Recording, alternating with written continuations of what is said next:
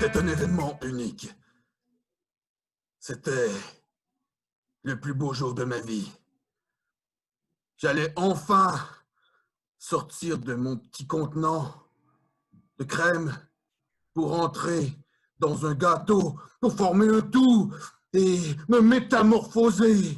Quand soudain, une flamme s'est emparée de moi. La flamme m'a transformé en petit carburant qui a enflammé toute la cuisine. Le concours était gâché à tout jamais. Non, je ne gagnerai jamais ce concours, cette course. Je ne pourrai jamais me métamorphoser en ce que je voulais être. Mes rêves à tout jamais gâchés. Pour l'éternité, je suis confiné à rester une petite crotte noire qui sera jetée aux poubelles. Je ne serai jamais une belle meringue qui finira dans le gosier d'un individu. Je vais pour toujours m'en aller vers le dépotoir et finir ainsi oublié. Personne ne m'aura goûté. Non, mais tu parles d'une cuisinière de merde. Elle s'est servie de moi, spatule tremblée, pour commencer à préparer ces espèces de petits gâteaux blancs de snob que je me souviens pas comment qu'elle appelle. Elle a flanqué ça dans le fourneau, puis la petite épaisse, elle s'est endormie avec sa bouteille de vin.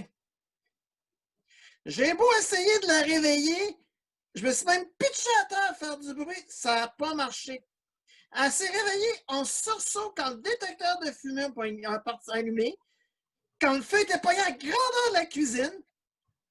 Elle m'a kické en voulant sortir le stock de son fourneau, puis elle a sacré le camp, puis elle m'a laissé brûler. Fait que j'ai fini écrasé par le pompier qui est venu éteindre le feu. Je dormais tranquillement, juste à temps que je me rends compte d'une odeur de brûlé. Puis là, je me suis rendu compte que c'était ma job de détecteur de fumée. Fallait après ça que je m'en rends compte, mais je suis arrivé, puis là, j'ai pris ma petite voix cul, puis j'ai averti tout le monde qu'il y avait de la fumée. Puis là, je me suis rendu compte qu'elle se battait le tremblay. Elle m'avait attendu, elle. Puis là, elle s'est pitchée à terre. J'ai quand même continué.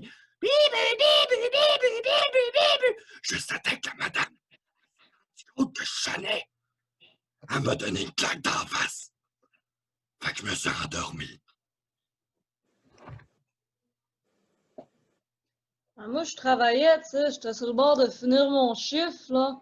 Et puis, je finissais de nettoyer mon plancher quand, à un moment donné, je me suis rendu compte que ça sentait un peu la fumée. Mais je me suis dit, hey, Boswell, moi, je m'en allais chez nous. J'avais toute une série de Unité 9 à écouter. Et puis, j'ai dit, il faut que j'aille voir hein, la vie des gens en dépend. Puis, j'étais rentrée dans la cuisine et j'ai vu que le feu était pogné. Comprenez, le feu était pogné.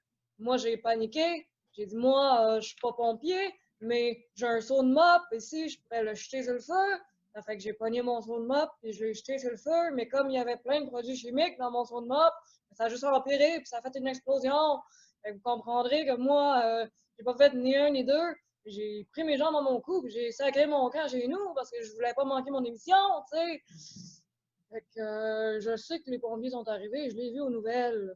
Je peux pas me sentir mal de ça. Vous comprendrez. À bord de ça, la petite Jeanne Biron est enceinte. Fait que moi, je peux pas manquer ça.